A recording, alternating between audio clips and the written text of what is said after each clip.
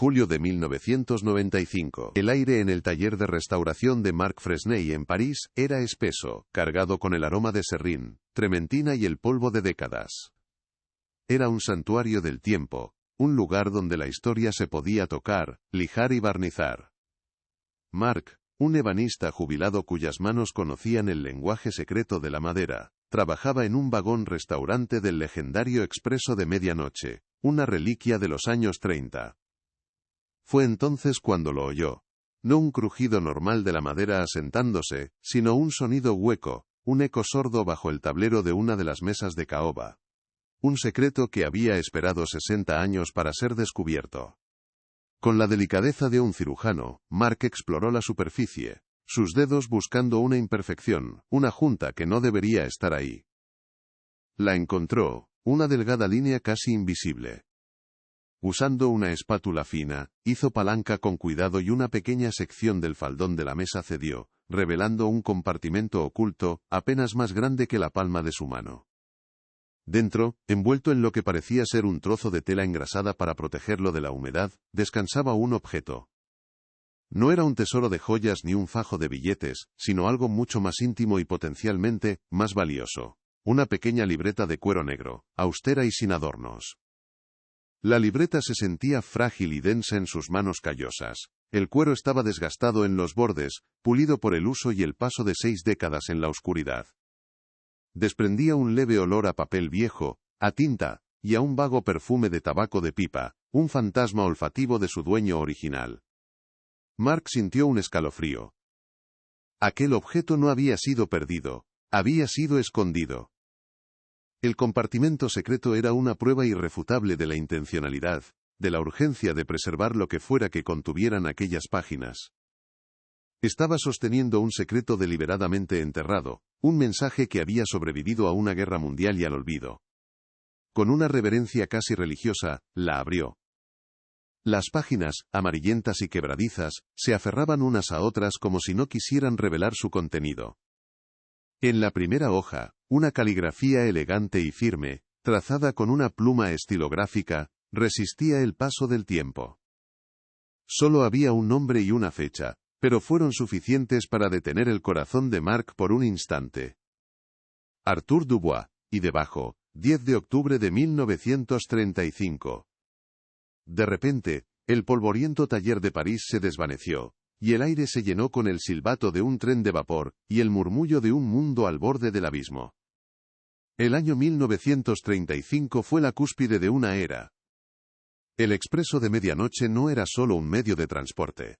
Era un teatro rodante, una cinta de seda y acero que conectaba el glamour de París con el misterio de Estambul. En sus lujosos vagones viajaban diplomáticos, industriales, artistas y espías. Cada compartimento guardaba una historia, cada maleta un posible secreto. Europa contenía la respiración, bailando un vals frenético al borde de un precipicio que nadie quería ver. Y en el corazón de esa maquinaria de sueños y tensiones, se encontraba un hombre encargado de que el mundo siguiera girando sobre sus raíles. Arthur Dubois era ese hombre, un maquinista de la Compañía Internacional des Wagons Lits, respetado por su meticulosidad y su calma imperturbable. Para él, la locomotora no era una máquina, sino una extensión de su propio ser.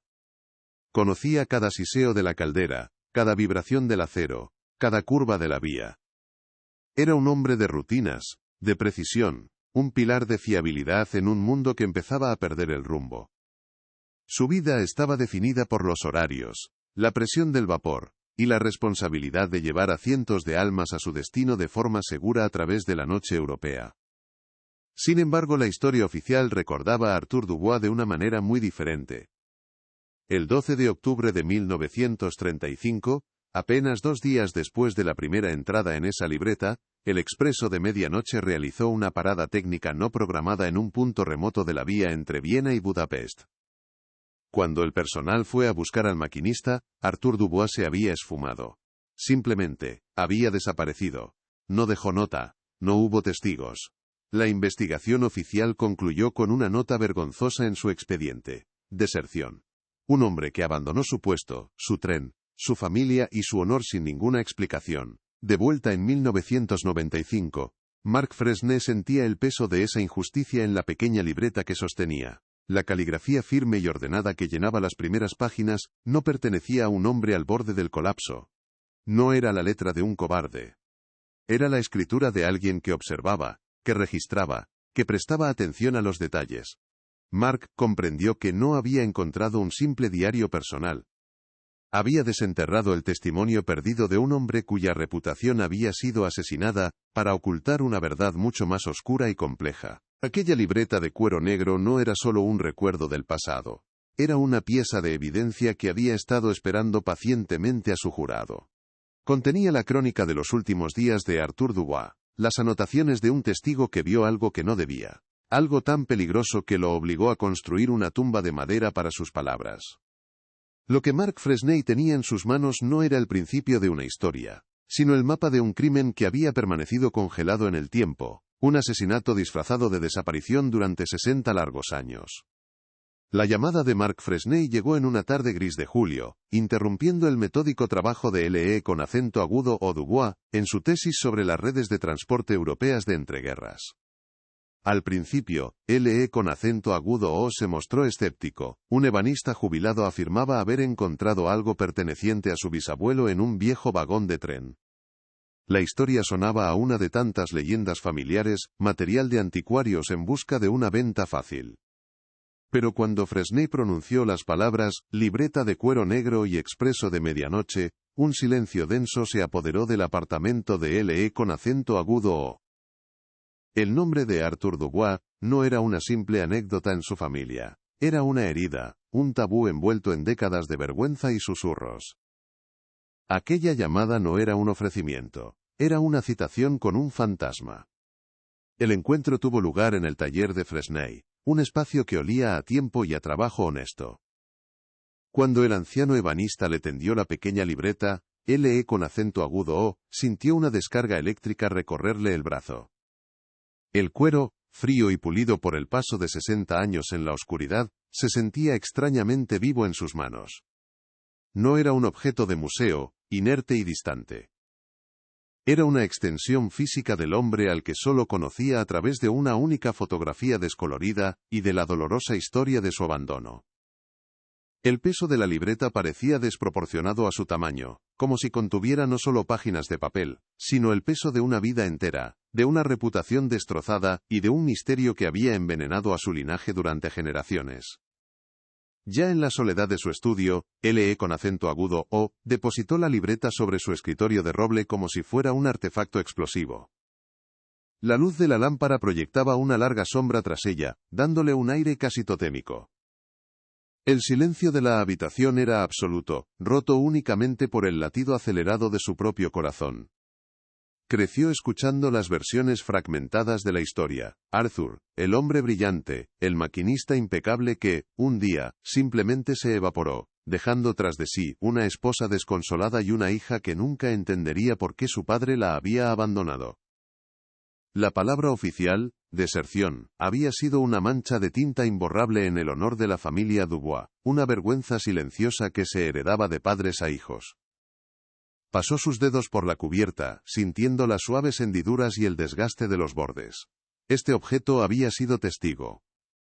Había viajado en la oscuridad, protegido por un compartimento secreto, sobreviviendo a una guerra mundial, al óxido y al olvido. No era algo perdido por accidente. Alguien, su propio bisabuelo, lo había escondido con una intención desesperada. La existencia misma de aquel escondite era una refutación directa y contundente de la narrativa oficial. Un hombre que planea desertar no se toma la molestia de construir una cápsula del tiempo para sus pensamientos. Un hombre que huye no deja atrás un mapa.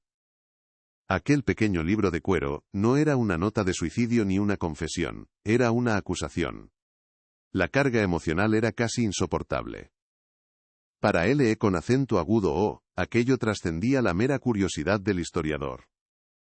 Era la oportunidad de confrontar el origen de una tristeza que había visto en los ojos de su abuela hasta el día de su muerte. Era la posibilidad de devolverle un nombre limpio al hombre cuyo rostro compartía en el espejo cada mañana. La esperanza de reescribir la historia de su familia, de transformar la vergüenza en orgullo, se sentía como una presión física en el pecho, una mezcla de euforia y un miedo paralizante. ¿Y si la verdad que contenían aquellas páginas era aún peor que la mentira que habían soportado durante tanto tiempo? El riesgo era inmenso, pero la alternativa, seguir viviendo en la ignorancia, ya no era una opción. Con un temblor que apenas pudo controlar, abrió la libreta. Un aroma a papel viejo, a tinta seca y a un rastro casi imperceptible de tabaco de pipa, se liberó. Un fantasma olfativo que lo transportó instantáneamente a otra época. Sus ojos se fijaron en la primera página, en la caligrafía firme y elegante que había resistido el paso de 6 décadas. Arthur Dubois, y debajo, 10 de octubre de 1935. Ver el nombre, trazado por la propia mano de su bisabuelo, fue un momento de una profunda e inesperada conexión. Por primera vez en su vida, Arthur Dubois no era una leyenda vergonzosa, ni un espectro en una fotografía. Era real. Era un hombre que había respirado, que había escrito, que había tenido algo tan importante que decir que arriesgó con acento agudo todo para que sus palabras sobrevivieran. Comenzó a leer las primeras anotaciones. Eran observaciones aparentemente triviales. La presión de la caldera al salir de la Gare de l'Est. La lista de vagones acoplados. Una nota sobre el tiempo brumoso sobre el Valle del Marne. Detalles técnicos precisos, casi obsesivos. Sin embargo, en esa meticulosidad, LE con acento agudo O, no encontró a un hombre al borde del colapso, ni a un cobarde planeando su huida. Descubrió la voz de un profesional consumado, un hombre anclado a su realidad, a su máquina y a su responsabilidad. Era el diario de a bordo de un capitán que amaba su barco, no las divagaciones de un hombre que estaba a punto de abandonarlo en plena tormenta. Cada palabra era un testimonio de su carácter. El contraste entre el hombre que emergía de aquellas páginas y el desertor de la versión oficial era tan brutal que LE con acento agudo O sintió una oleada de rabia. Una rabia fría y lúcida. Durante 60 años su familia había cargado con el peso de una mentira. Una mentira conveniente que, sin duda, había servido para ocultar algo mucho más grande y oscuro. Alguien había asesinado la reputación de Arthur Dubois para encubrir un crimen, y esta libreta era la prueba.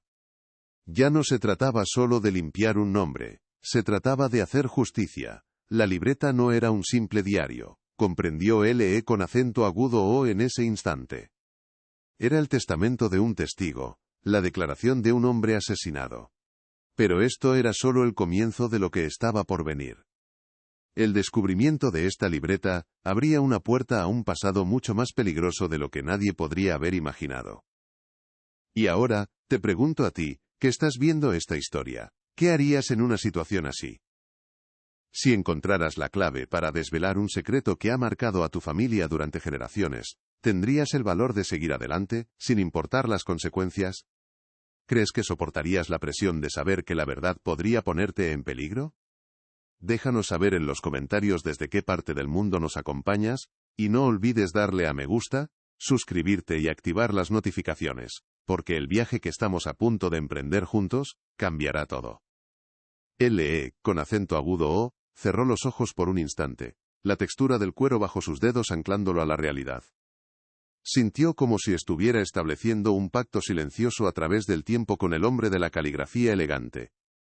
Una promesa de que no se detendría hasta que la verdad saliera a la luz. Se lo debía a él. Se lo debía a su abuela, que murió sin conocer la verdad sobre su padre. Se lo debía a sí mismo. La vergüenza que había definido a los Dubois durante más de medio siglo terminaría con él. Su investigación académica sobre trenes había muerto en ese preciso momento. En su lugar, había nacido una misión personal, una cruzada por la justicia. La promesa implícita para todos los que observaban era clara. La historia de Arthur Dubois no era un caso cerrado sino un crimen sin resolver. Esta libreta era el mapa del tesoro, o más bien, el mapa de una tumba. LE con acento agudo O, con su rigor de historiador y su fuego de descendiente agraviado, sería nuestro guía. Juntos, descifraríamos sus códigos, seguiríamos sus pistas a través de una Europa al borde de la guerra, y nos adentraríamos en los lujosos pero letales pasillos del expreso de medianoche. La pregunta ya no era si Arthur Dubois escondía un secreto, sino qué tan poderoso era ese secreto como para que, 60 años después, su eco aún pudiera ser mortal. Para comprender la profundidad de la libreta de cuero negro, primero debemos viajar a 1935. Europa era un baile de máscaras sobre un volcán a punto de estallar. El aire estaba cargado de una elegancia febril y una tensión política que se podía cortar con un cuchillo. En este escenario de glamour y paranoia, el Expreso de Medianoche no era un simple tren, era un microcosmos de un continente al borde del abismo. Sus vagones de lujo, con paneles de maderas nobles y tapicerías de terciopelo, transportaban a la élite del mundo. Diplomáticos con secretos de Estado en sus maletines, industriales negociando el futuro de la guerra, artistas huyendo de la censura, y espías que cambiaban de identidad en cada frontera. Cada viaje de París a Estambul era una obra de teatro itinerante, donde cada pasajero interpretaba un papel, y las paredes tenían oídos de la tónica ova. En el corazón de esta compleja maquinaria de acero y vapor, se encontraba a Arthur Dubois. No era un hombre de intrigas ni de grandes salones, sino un maestro de su oficio, un maquinista de la Compagnie Internationale des Wagons Lits, cuya reputación era tan sólida como los raíles que dominaba. Para Arthur, la locomotora era un ser vivo, una bestia de hierro y fuego cuyo lenguaje entendía a la perfección. Conocía cada siseo de la caldera, cada vibración del chasis, cada matiz en el ritmo de las ruedas. Su vida se regía por la precisión del cronómetro y la inmutable responsabilidad de transportar a cientos de almas a través de la noche europea. Era un hombre de rutinas, de principios inquebrantables, un pilar de fiabilidad en un mundo que se desmoronaba lentamente, perdiendo el rumbo y la certeza. Fuera de la cabina de su locomotora, Arthur era un hombre igualmente anclado a su mundo.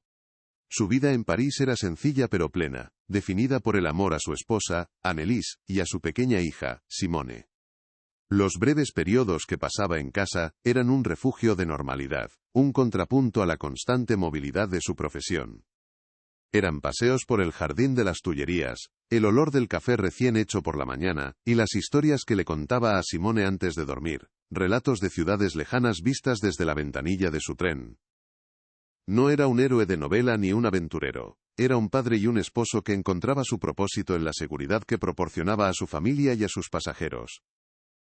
Su desaparición no solo dejó una cabina vacía, sino un hogar roto y un futuro lleno de preguntas sin respuesta.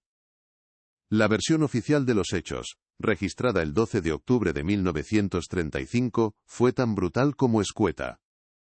Durante una parada técnica no programada en un tramo aislado de la vía entre Viena y Budapest, Arthur Dubois se desvaneció.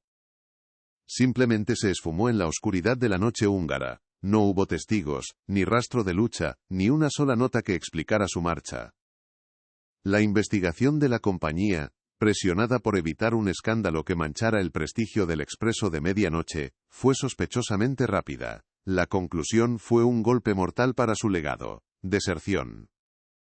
Un hombre de honor, un profesional impecable, fue reducido a la figura de un cobarde que abandonó su puesto, su tren y, lo más imperdonable de todo, a su familia, sin dar jamás una explicación.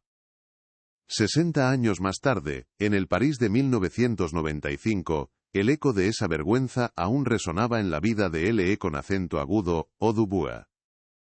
L.E. con acento agudo, o, era un joven historiador metódico y brillante, cuya tesis doctoral se centraba, irónicamente, en el desarrollo de las redes ferroviarias europeas en el período de entreguerras.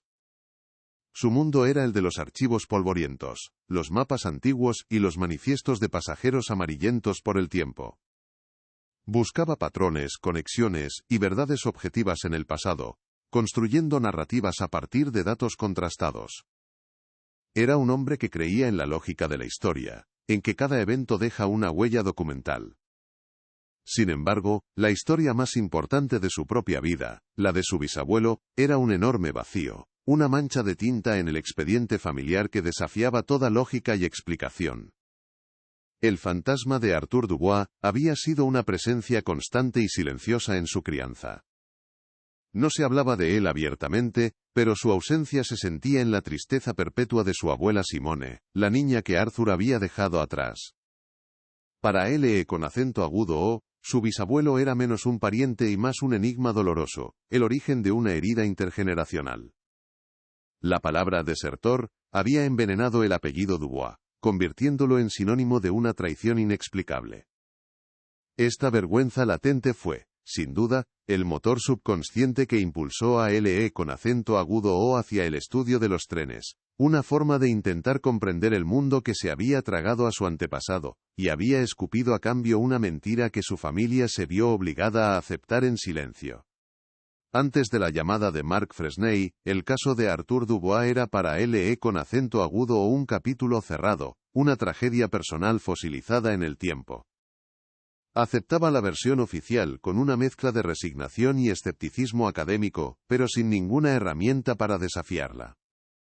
¿Cómo rebatir un veredicto emitido 6 décadas atrás? Los testigos, si es que los hubo, estaban muertos. Las pruebas, si alguna vez existieron, se habían perdido en los archivos o habían sido destruidas. El misterio era una pieza de folclore familiar. Una historia triste contada en susurros, que servía como advertencia sobre la fragilidad del honor y la imprevisibilidad de la naturaleza humana. L.E. con acento agudo O vivía con ese legado, sin saber que la prueba que podía reescribirlo todo, aguardaba pacientemente en las entrañas de un viejo vagón. Así, el escenario estaba preparado. Por un lado, el recuerdo de un mundo de opulencia y peligro, encarnado en un tren legendario que cruzaba una Europa al borde del colapso. Por otro, el presente tranquilo y académico de un joven historiador, atormentado por un fantasma familiar. La narrativa oficial se había solidificado con el paso de los años, convirtiéndose en una verdad incuestionable. Arthur Dubois era un desertor. La vergüenza de su familia era una cicatriz antigua y aceptada. El clima era de una calma melancólica, la quietud de un caso sin resolver que todos habían acordado olvidar. Nadie sospechaba que el simple hallazgo de un objeto olvidado estaba a punto de descarrilar la historia, y poner en marcha una investigación que llevaba 60 años de retraso. El mundo de L.E. con acento agudo O Dubois, antes de que el pasado llamara a su puerta, era un universo de orden y silencio, construido entre las paredes de archivos y bibliotecas. Como joven historiador, su vida transcurría en un diálogo constante con los muertos a través de sus documentos. Horarios de trenes, manifiestos de carga, correspondencia oficial. Se especializaba en la logística que movió a Europa entre dos guerras, fascinado por la precisión de una red de acero, que funcionaba como el sistema circulatorio de un continente. Su apartamento parisino era una extensión de este orden, con libros apilados con rigor geométrico y mapas antiguos enmarcados en las paredes. Vivía inmerso en la lógica de la historia, en la creencia de que cada evento por caótico que fuera dejaba un rastro de papel, una huella tangible que podía ser seguida. Esta búsqueda de certeza era su refugio, un contrapunto a la única historia que no podía documentar, la de su propia familia. El nombre de Arthur Dubois era el gran silencio en la narrativa familiar. No era un recuerdo triste, sino una ausencia, un hueco que se había llenado con vergüenza. L.E. con acento agudo O había crecido sintiendo el peso de esa ausencia en la mirada de su abuela Simone, la hija que Arthur dejó atrás. Ella nunca habló de él con rencor, sino con una melancolía profunda y desconcertante, como si llorara no por un padre que la abandonó, sino por un hombre que le fue arrebatado. La familia había aceptado la versión oficial de la deserción, como se acepta una enfermedad crónica, con resignación y en privado. No era una verdad en la que creyeran ciegamente, sino una explicación conveniente, que les permitió seguir adelante, una cicatriz que aprendieron a ocultar bajo capas de silencio. Este pacto tácito de no remover el pasado, había definido a los Dubois durante 60 años. Al otro lado de París, en un taller impregnado del aroma de la historia, Mark Fresney vivía una existencia en sintonía con la madera. Para él, restaurar un mueble o un vagón de tren no era un trabajo técnico, sino un acto de resurrección. Creía que los objetos guardaban la memoria de las manos que los crearon y las vidas que tocaron. Su taller era un hospital para reliquias, un lugar donde el tiempo se ralentizaba y las historias olvidadas esperaban pacientemente a ser escuchadas. Mark era un hombre de pocas palabras pero de una inmensa curiosidad y un profundo respeto por el pasado. No buscaba tesoros ni beneficios económicos, su recompensa era la conexión con una época pasada. el privilegio de ser el último confidente de un objeto antes de devolverlo al mundo. Era el guardián perfecto para un secreto que había esperado 6 décadas para encontrar la voz adecuada. Mientras tanto, en el opulento Distrito 8 de París, la Fundación Steiner operaba como un faro de la alta cultura. Su fachada era impecable, una prestigiosa institución dedicada a la preservación del arte europeo, financiando exposiciones, otorgando becas a jóvenes artistas y organizando galas benéficas que atraían a la élite de la sociedad. Su nombre era sinónimo de filantropía, buen gusto y un legado familiar construido sobre generaciones de coleccionistas de arte. Nadie cuestionaba el origen de su vasta fortuna, asumida como el resultado natural de una vieja riqueza aristocrática. La fundación era un pilar de respetabilidad, una fortaleza de influencia cultural y financiera cuyos cimientos, podridos por los crímenes del pasado, permanecían ocultos bajo una gruesa capa de prestigio y poder. Su presente era una mentira tan bien construida como el compartimento secreto del Expreso de Medianoche. En el Museo Nacional del Ferrocarril, la vida de Elena Vargas transcurría entre microfilmes y legajos. Como archivista jefe y experta en criptografía, su trabajo consistía en imponer orden al caos del pasado. Era una mujer pragmática, cuya mente analítica encontraba belleza en los patrones, los códigos y los datos puros. Desconfiaba de las grandes narrativas y las leyendas románticas, para ella la historia no era un relato sino un conjunto de hechos verificables. Su dominio eran los sótanos del museo, un laberinto de estanterías metálicas que contenían la memoria de acero de Francia. Su relación con los trenes era puramente académica, una fascinación por la ingeniería y la logística que habían transformado el mundo. Aún no sabía que su habilidad para descifrar los secretos del papel y la tinta estaba a punto de convertirla en una pieza clave para resolver un crimen congelado en el tiempo. Retrocediendo a 1935, el barón von Steiner era una presencia magnética en los salones del Expreso de Medianoche. Su porte aristocrático, su elegancia discreta y su conversación culta lo convertían en el centro de atención sin buscarlo. Oficialmente, era un coleccionista de arte austríaco que viajaba por Europa, adquiriendo piezas para su colección privada. Sin embargo, para los observadores más atentos como Arthur Dubois, había algo discordante en su comportamiento. Recibía un flujo constante de visitantes en su compartimento a horas extrañas, sus conversaciones eran siempre en susurros, y su equipaje parecía demasiado ligero para un hombre de sus supuestos negocios. El barón era un maestro del disfraz social, un depredador que se movía con la gracia de un felino entre la opulencia del tren, usando su encanto como un arma y su estatus como un escudo para ocultar sus verdaderas y letales actividades. La relación de Arthur Dubois con su locomotora de vapor, a la que apodaba la Grande Dame, era casi mística. Para él, no era una simple máquina sino una compañera de viaje, un ser vivo con su propio carácter y lenguaje. Conocía cada jadeo de sus pistones, cada siseo de su caldera, cada canción que cantaban sus ruedas sobre los raíles. Esta conexión profunda era la base de su reputación como el maquinista más fiable de la compañía. Su meticulosidad no nacía de la obsesión sino del respeto por la inmensa potencia que controlaba y por las vidas que dependían de él. Antes de su último viaje, su rutina era un ritual inmutable. Una inspección minuciosa, una conversación tranquila con su fogonero, y una última mirada a la foto de su mujer y su hija que guardaba en su cartera. Era un hombre anclado a sus responsabilidades, la antítesis del desertor que la historia recordaría. Así, en los días previos al hallazgo de la libreta, el mundo seguía su curso, ignorante de la colisión inminente entre el pasado y el presente. Lee con acento agudo, o Dubois buscaba la verdad en los libros, sin saber que la respuesta a su dolor familiar yacía en un trozo de madera. Marc Fresney lijaba y barnizaba, a punto de liberar un fantasma de su tumba de caoba. La Fundación Steiner pulía su reputación, confiada en que sus secretos estaban enterrados para siempre, y el espíritu de Arthur Dubois, atrapado entre las páginas de una libreta, esperaba. El clima era de una calma tensa, la quietud que precede a la tormenta. Todas las piezas del puzzle estaban dispersas sobre el tablero de la historia, esperando que una mano curiosa las uniera y revelara una imagen de traición y asesinato que llevaba 60 años oculta a plena vista. Las primeras horas con la libreta fueron un ejercicio de intimidad y frustración. En la quietud de su estudio, L.E. con acento agudo o Dubois, se sumergió en la caligrafía de su bisabuelo, un trazo firme y elegante que parecía desafiar el caos de su desaparición. Las páginas iniciales eran un mar de datos técnicos, la presión de la caldera al salir de cada estación, el consumo de carbón, notas sobre la adherencia de las ruedas en tramos húmedos. Era el diario de un hombre metódico hasta la obsesión, sin embargo, algo no encajaba. L.E. con acento agudo o, con su conocimiento académico de las locomotoras de vapor de la época, notó una anomalía recurrente. Las lecturas de presión de la caldera, registradas con una frecuencia inusual, no seguían un patrón lógico. Eran demasiado erráticas, demasiado específicas para momentos en los que la máquina debería haber estado estable.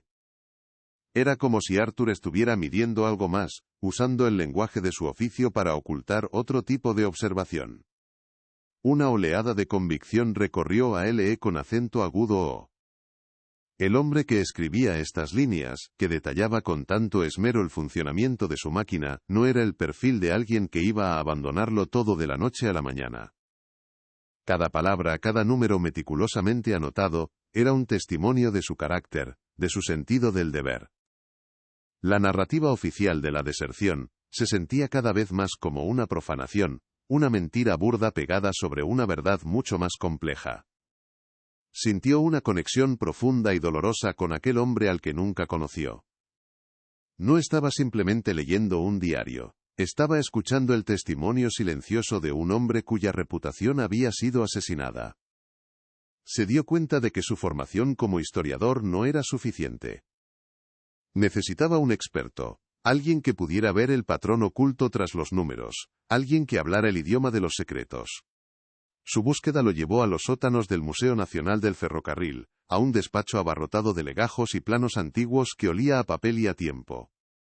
Allí conoció a Elena Vargas, la archivista jefe y experta en criptografía.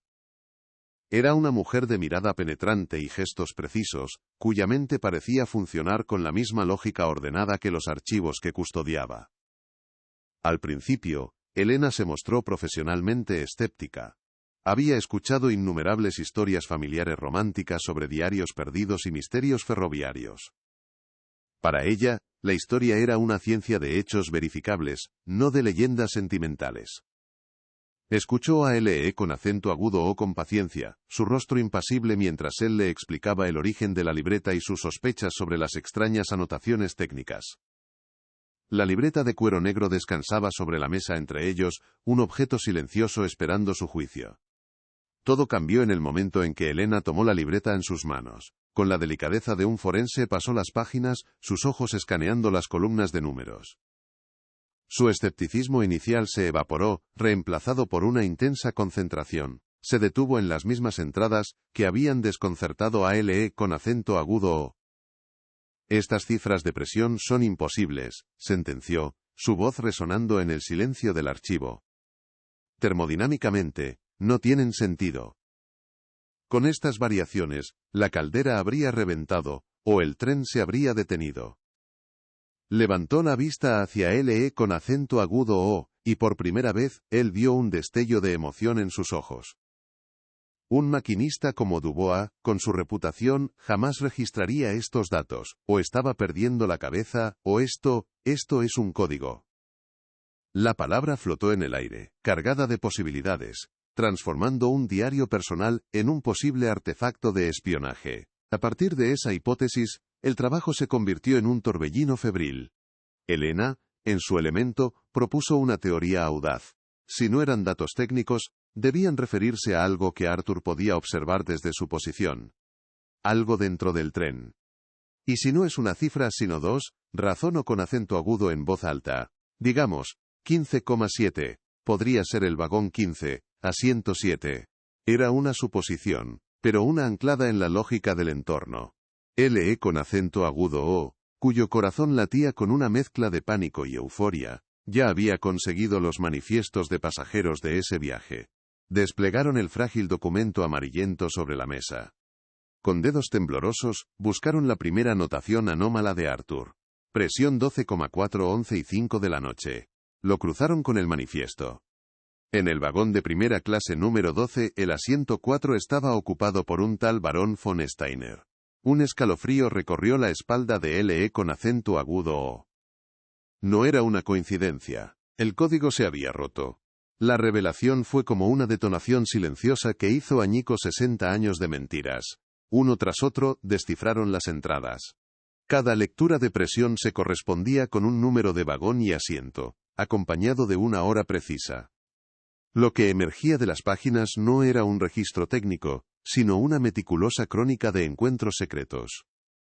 Arthur Dubois había estado utilizando su diario de a bordo para llevar a cabo una vigilancia clandestina de ciertos pasajeros.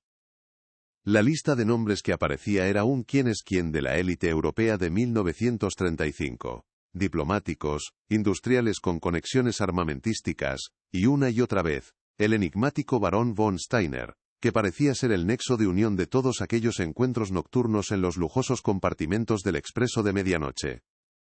La libreta ya no era un recuerdo familiar, era la prueba de una conspiración. L.E. con acento agudo O se quedó mirando la lista de nombres y horarios, un mapa de intrigas que su bisabuelo había trazado en secreto. La vergüenza que había pesado sobre su familia durante 3 generaciones se disolvió, reemplazada por una mezcla de orgullo y un miedo helador. Arthur no había huido. Se había quedado, había observado y había tomado nota, consciente del peligro que corría. Aquella meticulosidad que L.E. con acento agudo O había admirado no era simple profesionalidad, era un acto de una valentía extraordinaria. Sintió una oleada de rabia justiciera. Habían destruido el nombre de un héroe para ocultar sus crímenes. La misión de L.E. con acento agudo O ya no era solo personal, no se trataba solo de limpiar un apellido. Se trataba de dar voz a un testigo silenciado, de asegurarse de que su sacrificio no hubiera sido en vano. La conexión con su bisabuelo era ahora un pacto de sangre a través del tiempo.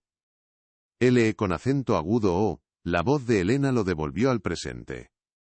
Su tono era grave, desprovisto de cualquier atisbo de triunfo académico. Esto cambia todo. Ya no estamos hablando de historia familiar.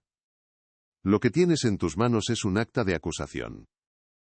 Y las personas que figuran aquí, o más bien sus familias, sus legados, siguen siendo increíblemente poderosos hoy en día. La pequeña y polvorienta libreta se había convertido en un objeto peligroso, una bomba de relojería que acababan de activar. La primera gran revelación no había cerrado el caso, sino que había abierto la puerta a un abismo mucho más profundo y oscuro. Habían descubierto el quién y el cuándo de la conspiración, pero la pregunta más importante, la que probablemente le costó la vida a Arthur Dubois, seguía flotando en el aire. ¿Qué era exactamente lo que se intercambiaba en esas reuniones secretas? El éxtasis inicial del descubrimiento dio paso a una calma tensa y cargada de propósito. L.E. con acento agudo O ya no sentía el peso de la vergüenza familiar, sino el de una responsabilidad abrumadora. La libreta de cuero negro, ahora abierta sobre la mesa del archivo, había dejado de ser un objeto de duelo, para convertirse en un arma. Un testamento que exigía justicia. Cada nombre que habían descifrado, cada horario de reunión clandestina, era un eco de los pasos de su bisabuelo en los pasillos del expreso de medianoche. Elena, con su pragmatismo habitual, comenzó a trazar un organigrama en una pizarra, conectando nombres y fechas, construyendo el esqueleto de una conspiración que había permanecido dormida durante 60 años. Mientras ella se enfocaba en los datos, L.E. con acento agudo O, no podía apartar la vista de la libreta.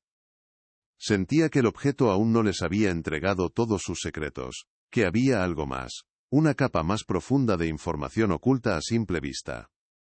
Impulsado por una intuición que iba más allá de su rigor académico, L.E. con acento agudo O volvió a tomar la libreta en sus manos. Esta vez no buscaba palabras sino texturas, anomalías físicas. La pasó por sus dedos una y otra vez, sintiendo el cuero desgastado, las costuras que habían resistido el paso de 6 décadas. Fue entonces cuando lo notó.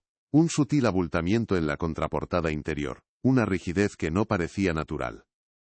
Era casi imperceptible, una ligera protuberancia bajo el forro de seda que cubría el cartón. Su corazón se aceleró. Arthur no solo había construido un escondite en la mesa del vagón. había creado otro dentro del propio diario. Era una muñeca rusa de secretos, cada uno protegido por una capa de ingenio y desesperación. Llamó a Elena, su voz apenas un susurro, y le señaló la irregularidad. El aire en el archivo se volvió denso con la expectativa. Con la precisión de un cirujano, utilizando un bisturí de archivo que Elena le proporcionó, LE con acento agudo O cortó con sumo cuidado una de las costuras del forro de seda. La tela, frágil por el tiempo, cedió con un leve sonido de desgarro. Deslizó la punta del bisturí por debajo y, con una delicadeza extrema, levantó una pequeña solapa. Dentro, en un minúsculo hueco excavado en el cartón de la cubierta, había un objeto doblado en 4, no más grande que un sello postal. Era un trozo de papel fotográfico, fino y quebradizo. El pulso de LE con acento agudo O martilleaba en sus sienes mientras, con unas pinzas, extraía el pequeño cuadrado de papel. Era una fotografía. Una prueba visual, tangible, que su bisabuelo había considerado tan vital, como para darle el doble de protección que a sus palabras. Era la pieza que elevaba sus sospechas a la categoría de certeza irrefutable. Desdoblaron la fotografía con una reverencia casi religiosa. A pesar de su diminuto tamaño y del paso del tiempo, la imagen era sorprendentemente nítida. Capturaba un momento fugaz en lo que parecía ser el pasillo de un vagón de lujo. Dos hombres estaban de perfil, sus rostros iluminados por la luz de un aplique de latón. Uno de ellos era inconfundiblemente el barón von Steiner, su porte aristocrático idéntico al de las fotos de prensa de la época que LE con acento agudo O había consultado. El otro hombre era un desconocido, de rostro adusto y vestido con un traje oscuro. El foco de la imagen, sin embargo, estaba en sus manos. El barón le estaba entregando al otro hombre una pitillera de plata, lisa y reflectante. No era un simple gesto de cortesía. La tensión en sus posturas, la mirada furtiva del desconocido, todo sugería un intercambio clandestino, un acto que no estaba destinado a ser visto. LE con acento agudo O sintió que el suelo se movía bajo sus pies. Estaba mirando a través de los ojos de su bisabuelo. Arthur no solo había escuchado y anotado, había fotografiado. Aquello requería un nivel de audacia y riesgo que lo dejaba sin aliento. Se imaginó a Arthur con una cámara espía, un artilugio minúsculo para la época, esperando el momento preciso para capturar la prueba definitiva. Esta pequeña fotografía lo cambiaba todo. Ya no se trataba de interpretar un código, ahora tenían un acto, un objeto y dos rostros. La pitillera de plata se convirtió instantáneamente en el nuevo centro de su investigación. No era un simple accesorio de lujo, era el MacGuffin de su historia, el objeto físico que conectaba a los conspiradores y que, probablemente, contenía la clave de lo que estaban traficando en las entrañas del expreso de medianoche. Elena, por su parte, examinaba la fotografía con la mirada fría de una analista forense. La calidad es notable para una cámara espía de los años 30, comentó, señalando el reflejo en la superficie de la pitillera. Mira esto. Se puede distinguir vagamente el reflejo de la ventana del vagón. Podríamos usar esto para determinar la hora del día, quizá incluso la ubicación geográfica si analizamos el paisaje. Su mente ya estaba trabajando, buscando ángulos fácticos, formas de exprimir cada gramo de información de aquella diminuta prueba. Para LE con acento agudo O, la emoción era abrumadora. Para Elena, era un nuevo conjunto de datos que procesar. Esta dualidad en su enfoque era su mayor fortaleza. Él aportaba el corazón, la conexión humana con la historia. Ella, el cerebro, la lógica implacable que los mantendría anclados a la verdad verificable. La imagen consolidó la figura del barón von Steiner no solo como un participante, sino como el eje central de la red. Era el hombre que conectaba a todos los demás, el director de orquesta de aquella sinfonía de contrabando. Pero ¿quién era el otro hombre? No aparecía en el manifiesto de pasajeros que habían revisado. Esto implicaba dos posibilidades aterradoras: o viajaba con una identidad falsa, o ni siquiera era un pasajero registrado. Podría haber sido un miembro de la tripulación, un agente externo que subió y bajó del tren entre estaciones, una sombra. La fotografía, al tiempo que respondía una pregunta, planteaba una docena más, cada una más peligrosa que la anterior. Se dieron cuenta de que la conspiración era mucho más sofisticada de lo que habían imaginado. con tentáculos que se extendían más allá de la lista de pasajeros de primera clase. Con la fotografía y la pitillera de plata como sus nuevas guías, la investigación de LE con acento agudo O y Elena adquirió una nueva dirección, un nuevo impulso. Habían pasado de descifrar el pasado a perseguir un objeto concreto. La misión ahora era doble: identificar al segundo hombre en la fotografía y rastrear el origen y el destino de esa pitillera. ¿Era un simple soborno o contenía algo más en su interior, como un microfilm o un documento secreto? La libreta de cuero negro les había dado el mapa, pero la pequeña fotografía oculta en su interior les había entregado la primera llave. El misterio de Arthur Dubois se estaba transformando, dejando de ser una tragedia familiar para convertirse en un thriller de espionaje de la vida real, y ellos estaban justo en el centro, con 60 años de retraso, pero acercándose a la verdad a una velocidad vertiginosa. La pitillera de plata se convirtió en el epicentro de la investigación, un sol metálico y frío, alrededor del cual orbitaban todas sus nuevas preguntas. LE con acento agudo O y Elena comprendieron que la libreta les había dado el quién, pero aquel pequeño objeto fotografiado contenía la clave del por qué. El foco de su trabajo se desplazó de los archivos ferroviarios a un mundo mucho más opaco y elitista, el del coleccionismo de arte y las antigüedades de la Europa de entreguerras. Sabían que identificar al segundo hombre en la fotografía era crucial, pero rastrear el origen de la pitillera podría revelar la naturaleza exacta del contrabando que Arthur Dubois había descubierto. La investigación abandonaba los confines del tren para adentrarse en los salones y las casas de subastas de Viena, París y Berlín, siguiendo el rastro de un objeto que había sido testigo de un crimen y que ahora, 60 años después, volvía a hablarles desde una diminuta imagen en blanco y negro. Elena, moviéndose con la agilidad de una experta en su laberinto de datos, se sumergió en los registros digitales de museos europeos y catálogos de subastas de los años 30. Pasó 2 días inmersa en un mar de microfilmes y bases de datos incipientes, buscando cualquier mención de una pitillera de plata con las características de la fotografía. Finalmente, encontró una coincidencia. No era un simple objeto de lujo.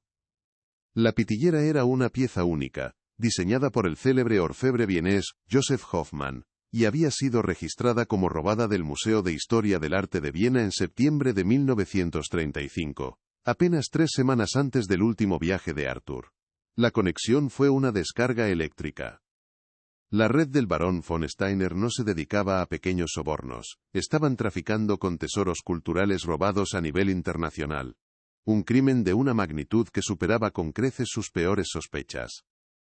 La revelación del robo del museo transformó la percepción de LE con acento agudo O sobre la historia. Ya no se trataba únicamente del asesinato de su bisabuelo, un acto de violencia aislado para silenciar a un testigo. Estaba ante la evidencia de una organización criminal sofisticada, una red de anticuarios, que operaba a la sombra de la alta sociedad, utilizando el expreso de medianoche como su arteria principal para mover bienes robados a través de un continente al borde del caos. Sintió una mezcla de vértigo y una rabia fría. La figura de Arthur Dubois creció ante sus ojos, pasando de ser una víctima a un héroe solitario que se había topado con una conspiración de alcance internacional, y en lugar de mirar hacia otro lado, había decidido documentarla, consciente del riesgo mortal que corría. Su misión personal de limpiar un nombre se había convertido en la tarea de desmantelar el legado de una red criminal. Mientras tanto, la identidad del segundo hombre en la fotografía seguía siendo un frustrante callejón sin salida. No figuraba en el manifiesto de pasajeros bajo ningún nombre reconocible, y no había coincidencias en los archivos policiales de la época relacionados con el robo en Viena. Elena teorizó que podría haber sido un correo, un especialista que viajaba con una identidad falsa, o que ni siquiera estaba oficialmente a bordo, un fantasma que subía y bajaba del tren en paradas no programadas. Esta hipótesis hacía que la desaparición de Arthur fuera aún más siniestra.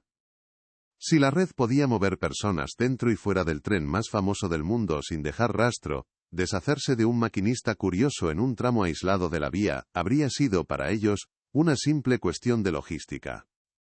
El poder y el alcance de sus enemigos se hacían cada vez más evidentes y aterradores. Fue entonces cuando el pasado dejó de ser un eco lejano y golpeó con fuerza la puerta del presente. LE, con acento agudo O, recibió una llamada en su apartamento. La voz al otro lado era la de un hombre educado, de dicción impecable y un tono afable que sin embargo transmitía una autoridad gélida. Se presentó como el representante legal de la Fundación Steiner, una prestigiosa institución cultural con sede en París. El apellido resonó en la cabeza de L.E. con acento agudo o como una sirena de alarma. El abogado explicó, con una calma desconcertante, que la fundación había tenido conocimiento de que L.E. con acento agudo o poseía ciertos documentos personales que habían pertenecido al barón von Steiner, un antepasado directo de los fundadores. La red no estaba muerta, simplemente había cambiado de nombre, blanqueando su historia bajo una fachada de filantropía y poder cultural. La oferta llegó envuelta en seda, pero con el peso del acero.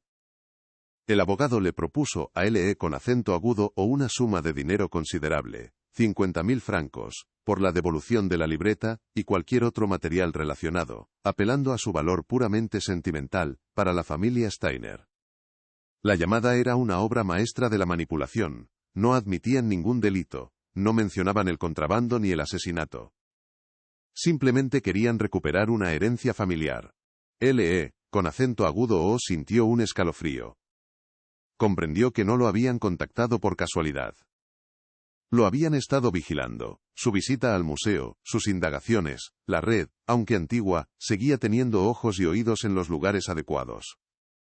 La llamada no era una oferta, era una advertencia, una forma de medir su determinación, y de hacerle saber que estaba pisando un terreno que todavía tenía dueños muy poderosos. Con el corazón latiéndole con fuerza en la garganta, L.E. con acento agudo o rechazó la oferta. Intentó mantener la voz firme, argumentando que la libreta era un legado de su propia familia, y que tenía un valor histórico que estaba investigando. El silencio al otro lado de la línea fue breve pero denso, cargado de una tensión palpable. Sabía que acababa de cruzar un umbral invisible. Al negarse, había dejado de ser un simple historiador curioso para convertirse en un adversario declarado. La confirmación de que la organización del barón von Steiner no solo había sobrevivido, sino que había prosperado hasta convertirse en una influyente fundación, elevó las apuestas a un nivel que nunca había imaginado. Ya no se trataba de resolver un caso frío. Estaba desafiando a un poder activo y presente que tenía mucho que perder si la verdad salía a la luz. El tono del abogado cambió entonces, perdiendo su falsa cordialidad y adquiriendo un filo cortante. Señor Dubois, dijo con una calma amenazante, algunas historias del pasado es mejor dejarlas enterradas. La insistencia en desenterrarlas puede tener consecuencias desafortunadas, no solo para la reputación de los implicados, sino también para la seguridad de quienes excavan sin cuidado. La amenaza ya no era velada, era una declaración directa y brutal, le estaban diciendo que se detuviera o que se atuviera a las consecuencias. Colgó el teléfono con la mano temblorosa, el eco de esas palabras resonando en el silencio de su estudio. El fantasma de su bisabuelo ya no era la única sombra en la habitación. Ahora había una nueva, mucho más real y peligrosa, que se cernía sobre él. L.E. con acento agudo o llamó a Elena inmediatamente, su voz cargada de una urgencia que ella nunca antes le había escuchado. Le contó la conversación, palabra por palabra. El pragmatismo de Elena se resquebrajó por un momento, sustituido por una expresión de grave preocupación. La amenaza de la Fundación Steiner lo cambiaba todo. Confirmaba que su teoría era correcta. El legado criminal de la red era la base sobre la que se había construido la fortuna y el prestigio de la fundación. No estaban protegiendo el recuerdo de un antepasado, estaban protegiendo los cimientos podridos de su imperio. Se dieron cuenta de que cada paso que dieran a partir de ahora sería vigilado. Ya no eran dos investigadores en un archivo, eran dos personas que sabían demasiado, enfrentándose a una organización con recursos ilimitados y una historia de violencia. La amenaza, sin embargo, no los paralizó. Al contrario, forjó su alianza con una determinación renovada. El miedo se mezcló con una profunda indignación. La misma arrogancia y el mismo poder que habían asesinado a Arthur Dubois 60 años atrás, seguían operando impunemente en el presente, escondidos tras una máscara de respetabilidad. Para Elena, la investigación trascendió el interés académico. se convirtió en una cuestión de principios, una lucha contra la manipulación de la historia por parte de los poderosos. Para L.E. con acento agudo O, la misión se volvió aún más personal. No solo luchaba por el honor de su bisabuelo, sino también contra los herederos de sus asesinos. La Fundación Steiner había cometido un error fatal. Al amenazarlo le habían dado un rostro a su enemigo. Decidieron seguir adelante, pero su estrategia cambió radicalmente. A partir de ese momento, la discreción sería su mejor arma. Trabajarían en la sombra, compartiendo información solo en lugares seguros, conscientes de que podrían estar siendo escuchados o seguidos. La investigación se había bifurcado en dos frentes. Por un lado, continuar desentrañando el misterio de 1935, identificando al segundo hombre y el contenido final del contrabando. Por otro, investigar a la actual Fundación Steiner, buscando grietas en su fachada, posibles vínculos financieros que los conectaran con el mercado negro del arte actual. La confrontación era inevitable. La libreta de cuero negro ya no era solo la llave de un crimen del pasado, sino el detonador de una guerra en el presente. La pregunta que ahora flotaba entre ellos era mucho más urgente. ¿Quién daría el siguiente paso y cuán lejos estaban dispuestos a llegar para proteger sus secretos? La amenaza telefónica había disuelto cualquier ilusión de seguridad, reemplazándola por una paranoia fría y constante. L.E. con acento agudo O y Elena cambiaron por completo su método de trabajo. Sus encuentros ya no tenían lugar en la soledad segura de los archivos, sino en el anonimato ruidoso de cafés parisinos abarrotados, o en los bancos del Jardín de las Tullerías, rodeados del murmullo indiferente de turistas y locales. La libreta de cuero negro, ahora envuelta en una bolsa de tela y guardada en una caja de seguridad, se había convertido en un talismán peligroso, un objeto que solo consultaban juntos y en breves instantes. Su investigación había dejado de ser un ejercicio académico para transformarse en una operación de contrainteligencia. Hablaban en un lenguaje elíptico, refiriéndose a la Fundación Steiner como «los coleccionistas», y al barón como «el director». Sabían que cada paso que daban podía estar siendo observado, y el peso de esa vigilancia invisible cargaba cada palabra, cada gesto, con una tensión casi insoportable. Fue Elena quien con su mente estratégica propuso un cambio de rumbo. Atacar sus raíces es arriesgado y lento, argumentó una tarde, mientras fingían leer el periódico en un banco frente al Louvre. Nos ven venir. Pero una organización tan antigua y poderosa debe tener vulnerabilidades en el presente. Su fachada es la filantropía, su motor es el dinero. Investiguemos sus finanzas. La idea era brillante en su simplicidad. En lugar de seguir excavando en un pasado que la Fundación protegía con ferocidad, atacarían su presente, su estructura de poder actual. Elena se sumergiría en los registros públicos de la Fundación. Sus declaraciones de impuestos, sus adquisiciones de arte de las últimas décadas, sus donaciones y sus juntas directivas.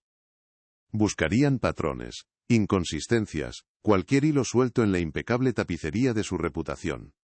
Era una forma de devolver el golpe, de pasar de ser los cazados a ser los cazadores, moviendo la batalla a un terreno donde la lógica y los datos eran las armas. La respuesta de la Fundación Steiner no se hizo esperar, y fue mucho más brutal que una simple llamada. Una noche, L.E. con acento agudo O, regresó a su apartamento para encontrar la cerradura forzada. A primera vista, nada parecía fuera de lugar. No faltaba su ordenador, ni su cartera, ni ningún objeto de valor. Pero un escalofrío le recorrió la espalda al entrar en su estudio. Sus libros no estaban en el orden meticuloso de siempre, los papeles de su tesis estaban sutilmente desordenados, y un cajón de su escritorio, donde guardaba fotocopias de su investigación, estaba ligeramente entreabierto. No había sido un robo, había sido un registro, una incursión profesional y silenciosa. No buscaban robar, buscaban información, y sobre todo, buscaban la libreta. El mensaje era inequívoco, un grito silencioso, que resonaba en las paredes de su hogar. Podemos entrar donde queramos, podemos llegar a ti cuando queramos, estás solo. La violación de su espacio más íntimo sacudió a L.E. con acento agudo O hasta la médula. El miedo se convirtió en algo físico, un nudo frío en el estómago que no desaparecía. Por primera vez, comprendió la magnitud del terror que debió sentir su bisabuelo. Arthur no solo había sido un observador, había sido un hombre acosado, consciente de que cada sombra en el pasillo del tren podía ser su verdugo. La conexión con él se volvió más profunda, más dolorosa. La rabia suplantó al miedo. Aquella gente, los herederos de los asesinos de Arthur, se creían intocables, capaces de intimidar y silenciar a cualquiera que se interpusiera en su camino, igual que 60 años atrás. Miró la copia de la fotografía del barón von Steiner que tenía sobre la mesa.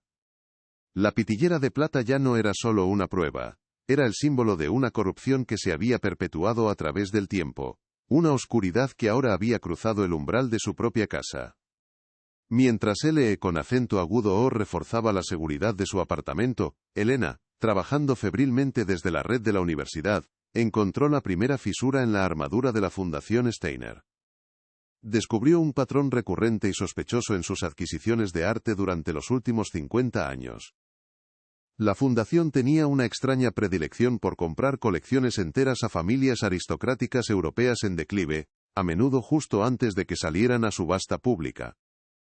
Pagaban sumas exorbitantes, muy por encima del valor de mercado, por obras cuya procedencia entre 1935 y 1945 era, en el mejor de los casos, incierta. No había registros de compra ni facturas, solo la palabra de que las piezas habían estado en la familia durante generaciones. Era un método de lavado de dinero de manual, pero a una escala artística y cultural tan elevada que nadie se había atrevido a cuestionarlo. La revelación fue como encender una luz en una habitación oscura llena de monstruos. La red de anticuarios no se había disuelto, había evolucionado. Utilizaron el caos de la Segunda Guerra Mundial como una oportunidad de oro para amasar una inmensa fortuna en arte robado a familias judías y museos de países ocupados. El barón von Steiner y sus socios habían sido los pioneros, y sus descendientes habían perfeccionado el método. La Fundación Steiner no era solo una fachada, era la lavandería. Su prestigiosa colección, admirada en todo el mundo, no era un legado de buen gusto, sino un cementerio de tesoros robados, un monumento a décadas de crímenes construidos sobre la sangre y la pérdida de incontables víctimas. El asesinato de Arthur Dubois ya no era un acto aislado, sino la primera piedra, el sacrificio fundacional sobre el que se había erigido un imperio de mentiras. Con la presión aumentando, L.E. con acento agudo O sintió la necesidad de volver al origen, a la prueba física que lo había iniciado todo. Volvió a examinar la diminuta fotografía, no con la emoción del descubrimiento, sino con la fría precisión de un detective acorralado. La amplió digitalmente tanto como la tecnología de 1995 le permitía, escudriñando cada píxel. Y entonces lo vio. No en los rostros del varón o de su contacto, sino en el fondo. En el pomo de latón pulido de la puerta de un compartimento, un reflejo curvo y distorsionado capturaba una tercera figura. Era un hombre joven, vestido con el uniforme blanco de un camarero del vagón-restaurante, que observaba el intercambio clandestino desde el final del pasillo. Un testigo ocular. Un fantasma olvidado por la historia, capturado por accidente en el reflejo de una puerta. La esperanza, casi perdida, regresó con la fuerza de un torrente. L.E. con acento agudo O y Elena se lanzaron sobre los manifiestos de la tripulación de aquel viaje, un documento que hasta ahora habían pasado por alto, centrados como estaban en los pasajeros. Cruzaron la lista de personal asignado al vagón de primera clase con las posibles edades. Solo un nombre encajaba con la figura del reflejo: Jean-Pierre Moreau. Un joven ayudante de camarero de 19 años en 1935. El corazón de L.E. con acento agudo O se detuvo. ¿Era posible que siguiera vivo? Una búsqueda frenética en los registros nacionales les dio la respuesta. Jean-Pierre Moreau, de 79 años, residía en una residencia de ancianos en las afueras de Lyon. 60 años después, habían encontrado un eslabón viviente, una memoria humana que había sobrevivido al tiempo, a la guerra y al silencio forzado. La existencia de un testigo lo cambiaba todo, pero también elevaba el peligro a un nuevo nivel. Si la Fundación Steiner los estaba vigilando tan de cerca como para registrar el apartamento de L.E. con acento agudo O, sin duda se darían cuenta de su interés repentino en un anciano de Lyon. Acercarse a Moreau no solo era arriesgado para ellos, sino que podría poner una diana en la espalda de un hombre inocente. El dilema moral los atormentó durante una noche entera. tenían derecho a arrastrar a un anciano a una batalla que podría costarle la vida. La respuesta llegó con la misma claridad con la que habían descifrado el código de Arthur. No contactarlo significaría permitir que los asesinos ganaran de nuevo, que el silencio que impusieron hace 60 años se perpetuara. Se lo debían a Arthur. Y se lo debían al propio Jean-Pierre Moreau, cuya historia también merecía ser escuchada. Decidieron actuar, pero con una astucia nacida de la necesidad.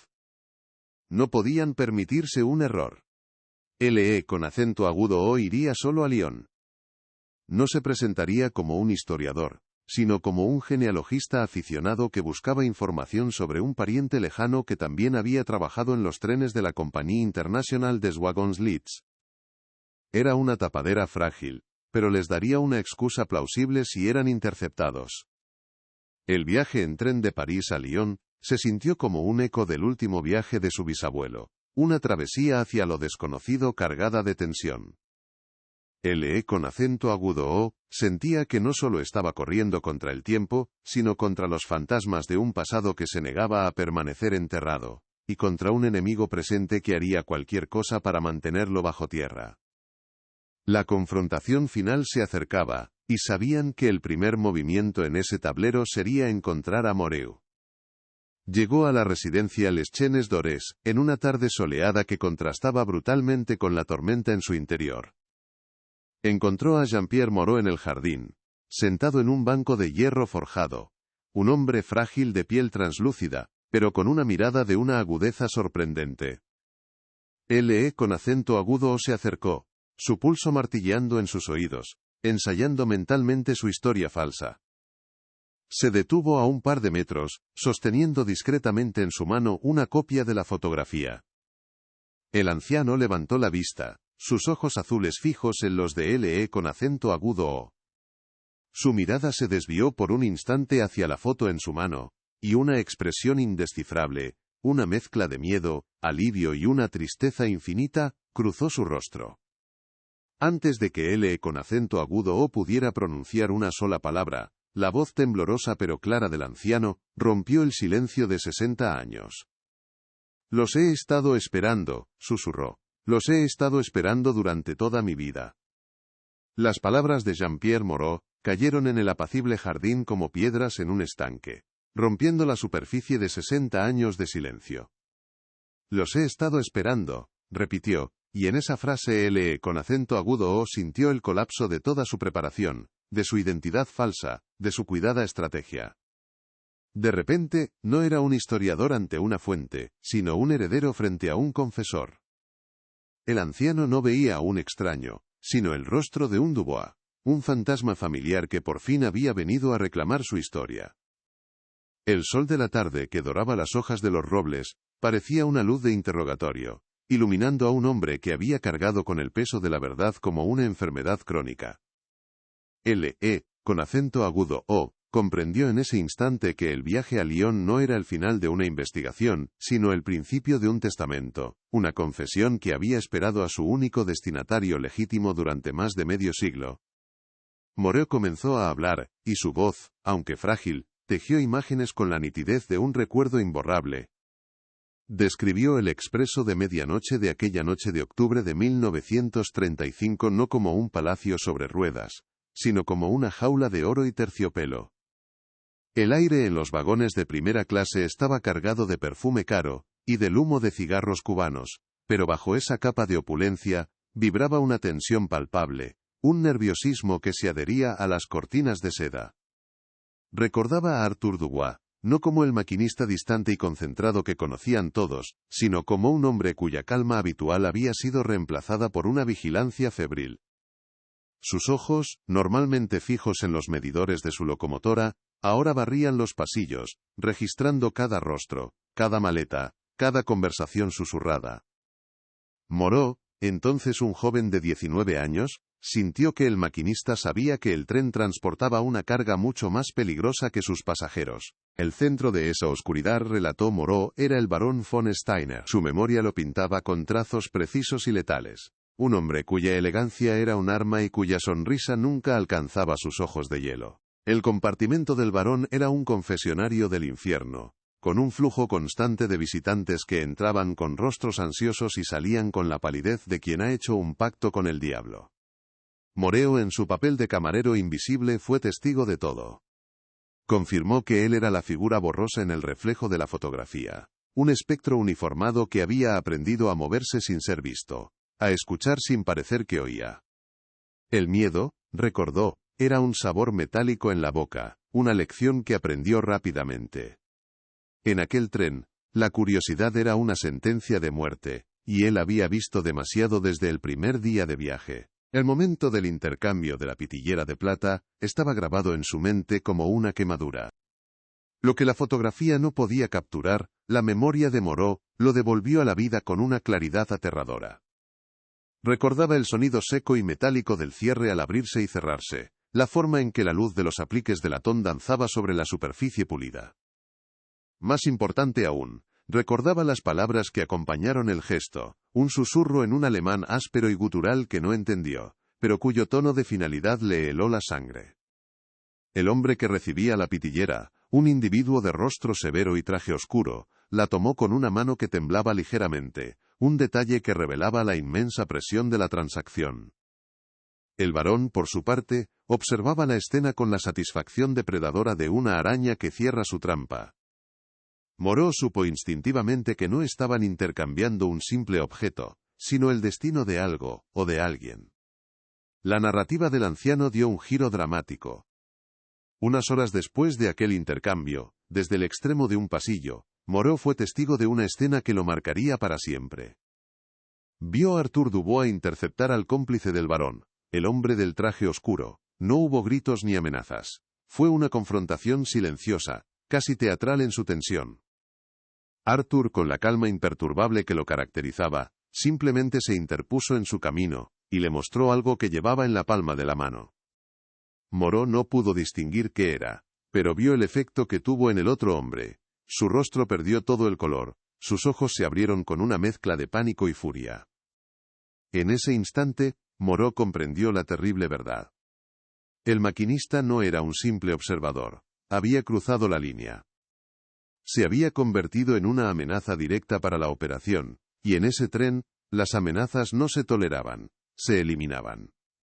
A partir de ese momento, el viaje se convirtió en una cacería. Moreau describió cómo la atmósfera del tren se enrareció, volviéndose densa y sofocante. La tripulación recibió órdenes confusas y contradictorias. Se anunció por los canales internos una parada técnica no programada en un tramo aislado de la vía, una anomalía que hizo sonar todas las alarmas en la mente del joven camarero. Vio a los hombres del varón, individuos corpulentos que hasta entonces se habían hecho pasar por discretos secretarios o empresarios, moverse por los vagones con una nueva y siniestra determinación. Ya no disimulaban, se comunicaban con gestos breves y miradas duras. Estaban buscando a Arthur, y lo hacían con la eficacia de una manada de lobos acorralando a su presa. El miedo de Moreau se transformó en un terror paralizante. Se escondió, consciente de que su propia vida pendía del frágil hilo de su invisibilidad. Acurrucado en la oscuridad de una despensa del vagón-restaurante, escuchó más que vio el final.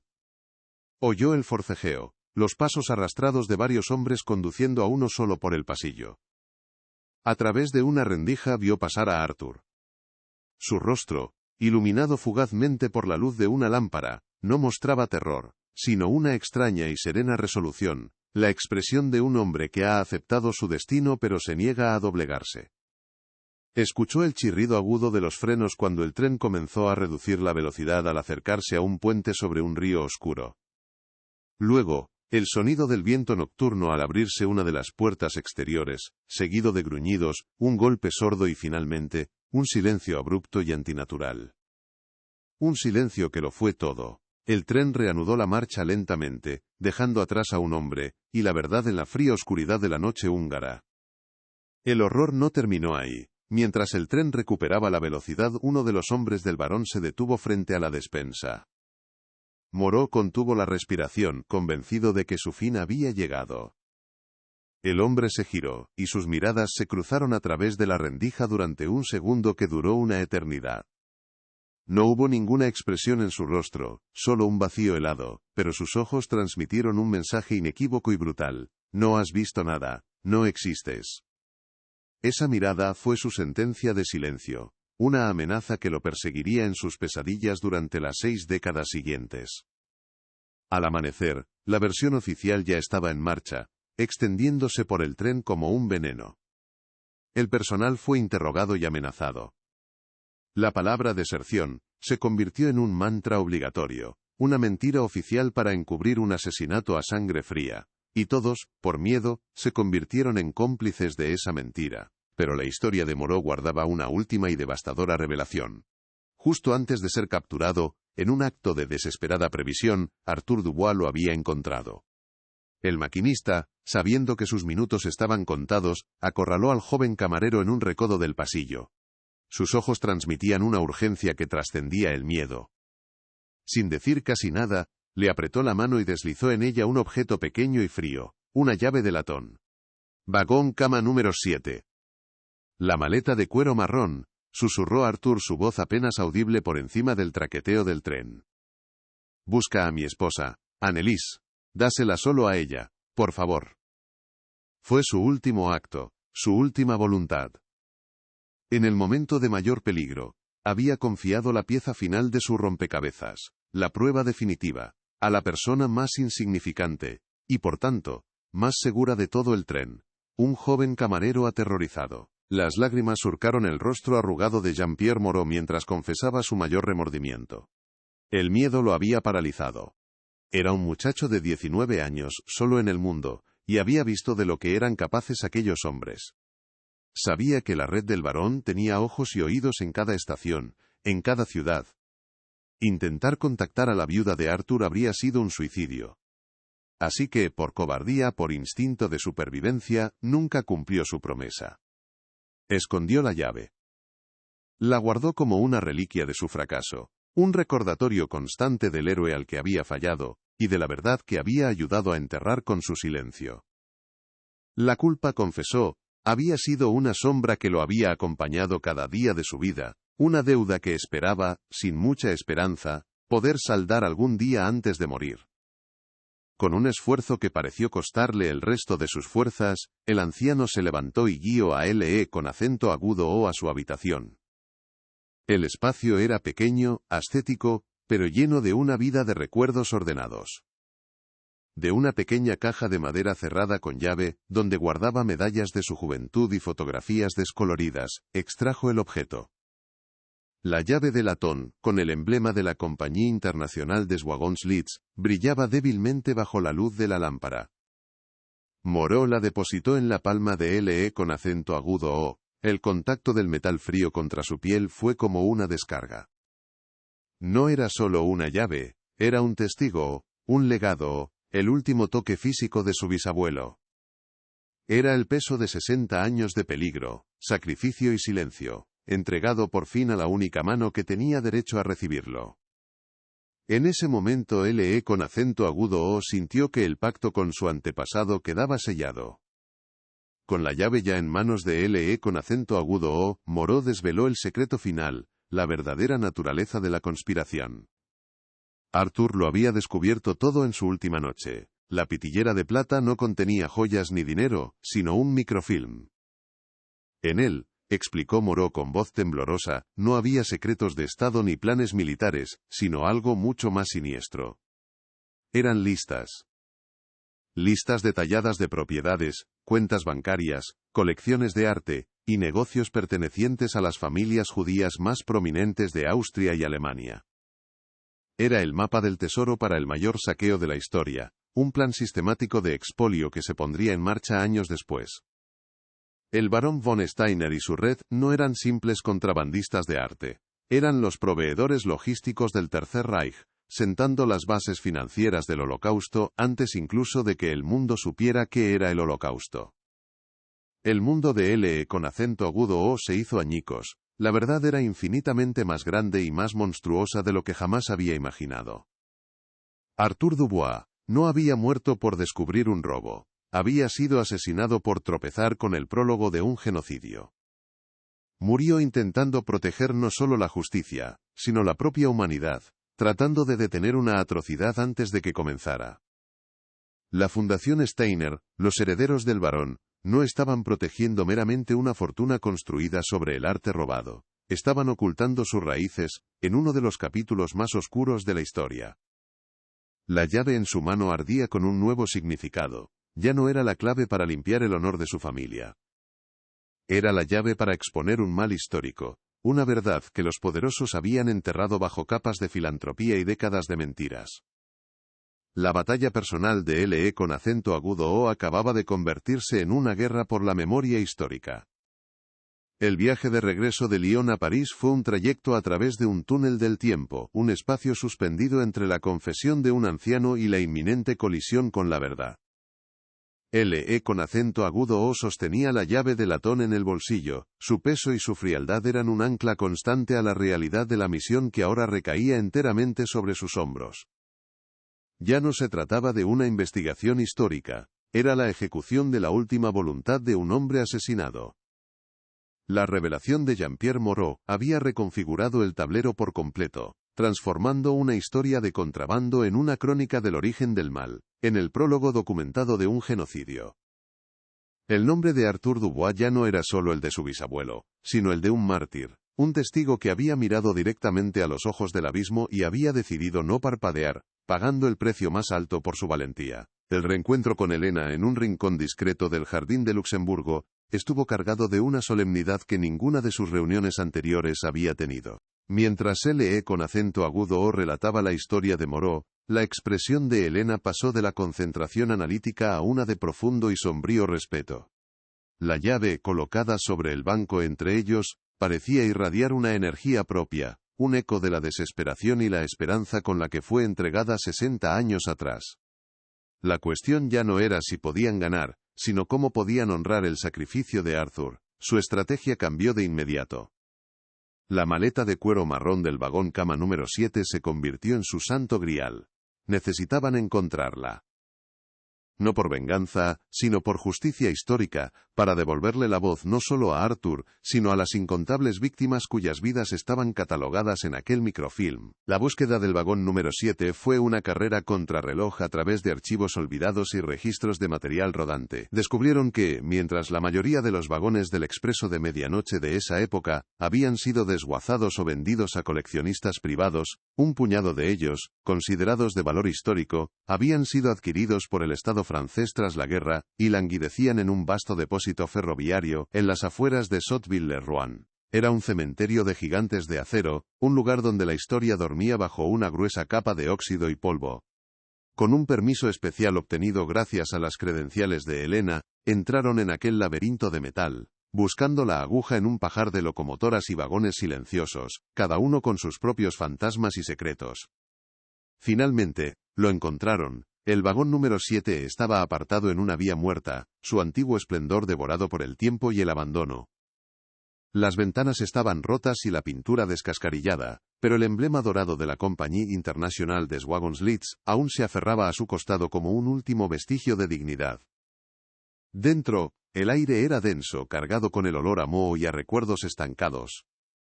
LE con acento agudo O, con el corazón en un puño, se dirigió al compartimento que la llave debía abrir. No era una puerta de pasajero, sino un pequeño armario de servicio disimulado en el panelado de caoba, un lugar que solo un miembro de la tripulación conocería. La llave de latón giró en la cerradura con un chirrido que pareció romper el silencio de 6 décadas.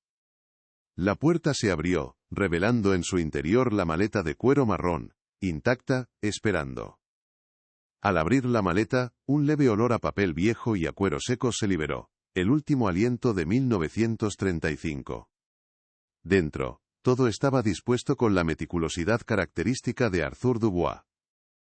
En la parte superior, una carta con el sobre amarillento, dirigida a su esposa, mi querida Anneliese. Debajo, cuidadosamente envuelto en un paño de aceite, un pequeño cilindro metálico. El microfilm. La prueba definitiva. LE con acento agudo O, sintió un escalofrío al sostenerlo. Este pequeño objeto era la razón por la que su bisabuelo había muerto. la bomba de relojería que había intentado desactivar. Pero fue la carta lo que rompió sus defensas. Con manos temblorosas, la desdobló. La caligrafía era la misma que la de la libreta, pero aquí estaba cargada de una urgencia y un amor desesperados, las últimas palabras de un hombre a punto de ser borrado de la historia. La carta era un testamento devastador.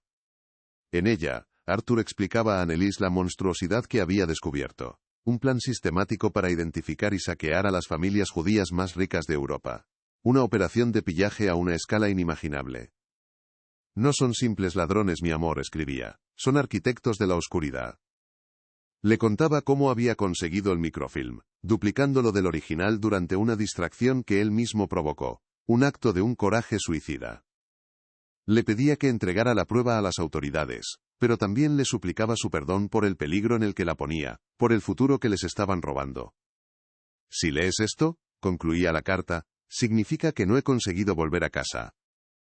Pero quiero que sepas que todo lo que hice, lo hice pensando en ti y en nuestra Simone, en el mundo que merecéis, no dejes que me olviden.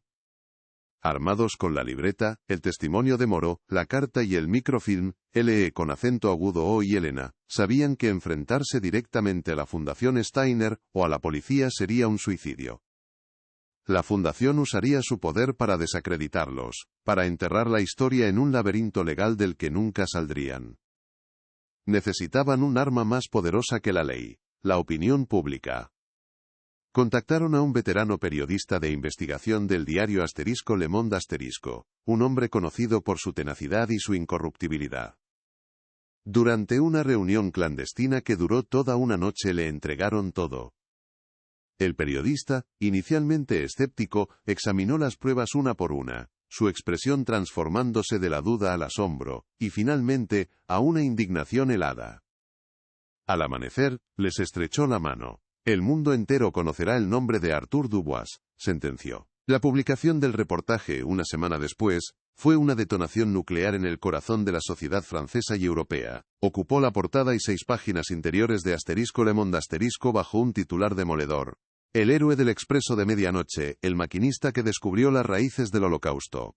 El artículo lo detallaba todo: la libreta, el código, el testimonio de Moreau, la transcripción completa de la carta de Arthur, y las imágenes ampliadas del microfilm. La historia de un hombre corriente enfrentado a una conspiración monstruosa, capturó la imaginación del público. Arthur Dubois pasó de ser una nota a pie de página vergonzosa a un héroe nacional de la noche a la mañana. La narrativa oficial de la deserción no fue simplemente corregida. Fue aniquilada, pulverizada por el peso aplastante de la verdad. El impacto sobre la Fundación Steiner fue cataclísmico. Su fachada de respetabilidad se derrumbó en cuestión de horas. El gobierno francés inició una investigación oficial sobre el origen de su colección de arte, congelando sus activos.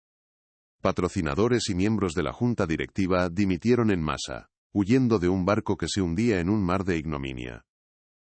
El nombre Steiner, antes sinónimo de cultura y filantropía, se convirtió en un símbolo de la corrupción más abyecta, del mal que se esconde tras una máscara de civilización. La red que había operado en las sombras durante más de 60 años, fue finalmente arrastrada a la luz, cegada y desmantelada no por una bala o una sentencia judicial, sino por las palabras de un hombre muerto y la perseverancia de su bisnieto. Legalmente, los crímenes de 1935 habían prescrito. Los asesinos de Arthur Dubois, incluido el barón von Steiner, habían muerto hacía mucho tiempo, llevándose sus crímenes a la tumba. No hubo condenas penales por el asesinato. Sin embargo, la investigación sobre el patrimonio de la Fundación tuvo consecuencias tangibles y profundas. Se identificaron más de 200 obras de arte de procedencia dudosa, robadas durante la guerra. Se inició un proceso internacional sin precedentes para restituir las piezas a los herederos de las familias expoliadas. No era una victoria completa, pero era una forma de justicia restaurativa, una reparación, aunque tardía, del daño infligido. La fortuna construida sobre el sufrimiento ajeno fue desmantelada, pieza por pieza, y devuelta a sus legítimos dueños. Unos meses después, en un pequeño cementerio de las afueras de París, se celebró una ceremonia privada. La antigua lápida de la esposa de Arthur, Anneliese, que había muerto sin conocer la verdad, fue reemplazada por una nueva, una que los unía a ambos. Bajo el nombre de Arthur Dubois, la inscripción ya no era un silencio avergonzado, sino un epitafio claro y rotundo. Maquinista. Héroe. Un hombre justo que se negó a permanecer en silencio. L.E., con acento agudo, o estaba allí, de pie junto a la tumba, con la pequeña libreta de cuero negro en la mano. Sintió una paz que nunca antes había conocido. La herida intergeneracional de su familia había cicatrizado. Había cumplido la promesa hecha a su bisabuelo, devolviéndole no solo su honor, sino su lugar en la historia. La vergüenza de los Dubois se había transformado para siempre en un legado de inmenso orgullo. Jean-Pierre Moreau falleció pacíficamente en su sueño 2 semanas después de la publicación del artículo. L.E. con acento agudo fue a su funeral y se enteró por una de las enfermeras de que el anciano había pasado sus últimos días releyendo el reportaje de Le Monde con una sonrisa serena en el rostro. Había vivido 60 años atormentado por la culpa, pero murió con la conciencia tranquila, habiendo saldado por fin su deuda con el hombre que le confió su último secreto. Elena Vargas, por su parte, se convirtió en una de las mayores expertas mundiales en la restitución de arte robado, liderando una nueva unidad en el Ministerio de Cultura dedicada a rastrear y devolver los tesoros perdidos de la guerra. La investigación no solo había resuelto un caso, había redefinido el propósito de sus vidas. Al final, todas las preguntas encontraron su respuesta. La libreta de cuero negro, ahora expuesta en un lugar de honor en el Museo Nacional del Ferrocarril, se había convertido en un símbolo de resistencia. Respondía a qué había descubierto Arthur, el plan logístico para el mayor robo de la historia. Explicaba por qué había sido asesinado, no por ser un testigo sino por convertirse en un actor, en un obstáculo. Y revelaba por qué su secreto había permanecido oculto, por el poder de una red criminal que supo evolucionar, blanqueando su pasado sangriento con el barniz de la cultura y la filantropía. La historia de Arthur Dubois demostró que un hombre ordinario, armado solo con su integridad y un pequeño cuaderno, podía encender una luz lo suficientemente brillante como para iluminar las sombras más oscuras, un eco de valentía que resonó a través del tiempo para hacer justicia. La pequeña libreta de cuero negro descansa ahora tras el cristal de una vitrina en el Museo Nacional del Ferrocarril, no lejos de la llave de latón y una copia de la carta a Anneliese. Miles de personas pasan cada semana frente a ella, observando en silencio el objeto que reescribió la historia. Para el mundo, es un artefacto de incalculable valor histórico, el testamento de un héroe inesperado. Pero para L.E. con acento agudo o Dubois, que la visita a menudo, sigue siendo algo mucho más íntimo. Es el eco de una voz familiar que cruzó 60 años de silencio para encontrarlo. Es la prueba tangible de que un solo objeto, olvidado en la oscuridad, puede contener la fuerza suficiente para derribar imperios construidos sobre mentiras, demostrando que la verdad, por muy profundamente que sea enterrada, nunca deja de buscar la luz. La historia de Arthur Dubois se ha convertido en una poderosa lección sobre la fragilidad de las narrativas oficiales. Durante más de medio siglo, la verdad aceptada fue una mentira conveniente, fabricada para proteger a los poderosos y condenar a un hombre inocente al ostracismo eterno de la memoria. Su caso nos obliga a preguntarnos, ¿cuántas otras verdades históricas son en realidad lápidas colocadas sobre crímenes sin resolver? ¿Cuántos héroes anónimos han sido etiquetados como villanos para servir a una agenda oculta?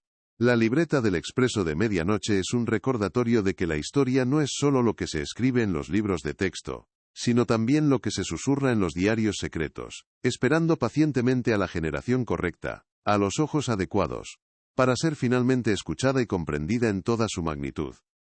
El verdadero legado de Arthur Dubois no reside en la conspiración que desveló, sino en el hombre que eligió ser en sus últimos días. No era un agente secreto, ni un soldado, ni un político. Era un maquinista, un hombre de rutinas y principios, cuyo universo se definía por la presión del vapor y el horario de los trenes. Su heroísmo no nació de un entrenamiento especializado, sino de una brújula moral inquebrantable. Se enfrentó a un mal inimaginable no con un arma, sino con una pluma estilográfica y una cámara diminuta. Su historia nos enseña que los actos de valentía más extraordinarios a menudo provienen de las personas más corrientes, de aquellos que, ante la disyuntiva de mirar hacia otro lado o dar un paso al frente, eligen la integridad por encima de la supervivencia. El desmantelamiento de la Fundación Steiner resonó como un terremoto en los círculos de la alta cultura y la filantropía, obligando a una incómoda reflexión.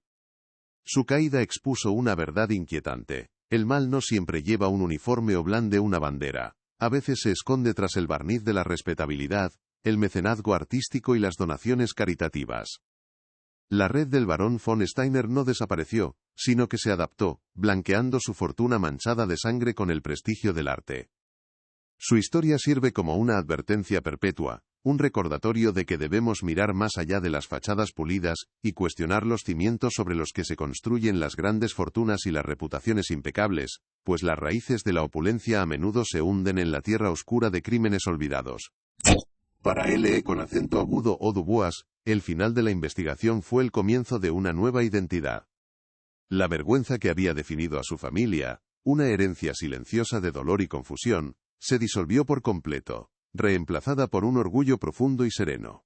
Al devolverle el honor a su bisabuelo, se lo devolvió a sí mismo. La misión que comenzó como una curiosidad académica se había transformado en un viaje de sanación personal, cerrando una herida que había supurado a través de 3 generaciones. Descubrió que la historia no es una disciplina abstracta sobre el pasado, sino una fuerza viva que moldea nuestro presente, define quiénes somos y nos ofrece la oportunidad, si tenemos el coraje de buscarla, de reescribir no solo los libros sino también el alma de una familia.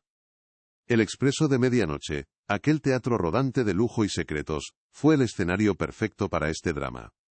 En sus pasillos alfombrados, un microcosmos de la Europa de 1935 se dirigía, sin saberlo, hacia el abismo de la guerra. La conspiración que Arthur Dubois descubrió a bordo, no era un evento aislado, sino un presagio de la catástrofe que estaba por venir. Una muestra a pequeña escala del saqueo sistemático y la deshumanización que pronto consumirían el continente. El tren, en su viaje de oeste a este, se convirtió en una metáfora del propio viaje de la historia, conectando la aparente inocencia de una era con el horror que acechaba al final de la vía, demostrando que las mayores tragedias de la humanidad nunca comienzan con una explosión, sino con un susurro en un compartimento de primera clase.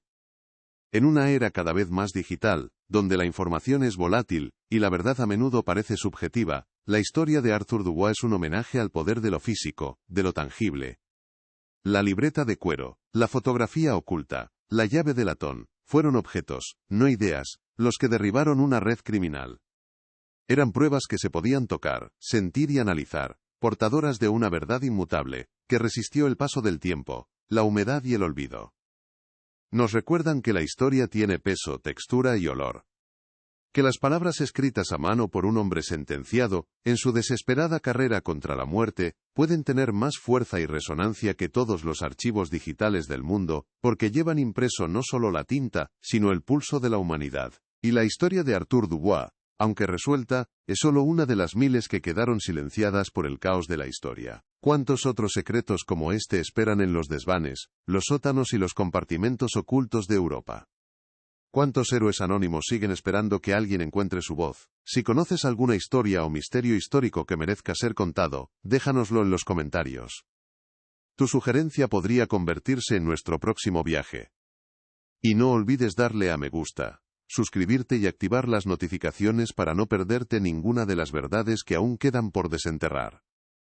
Porque este caso ha terminado, pero la búsqueda de la historia apenas ha comenzado. Al final, la máquina más poderosa que viajaba en el Expreso de Medianoche no era la locomotora de vapor que Arthur Dubois dominaba con una maestría legendaria, sino la conciencia de un hombre justo. Una conciencia cuyas palabras, cuidadosamente trazadas con tinta sobre papel, demostraron ser más resistentes que el acero del que estaban hechos los raíles, más duraderas que el tiempo que intentó borrarlas, y finalmente, mucho más ruidosas que 60 años de un silencio brutalmente impuesto.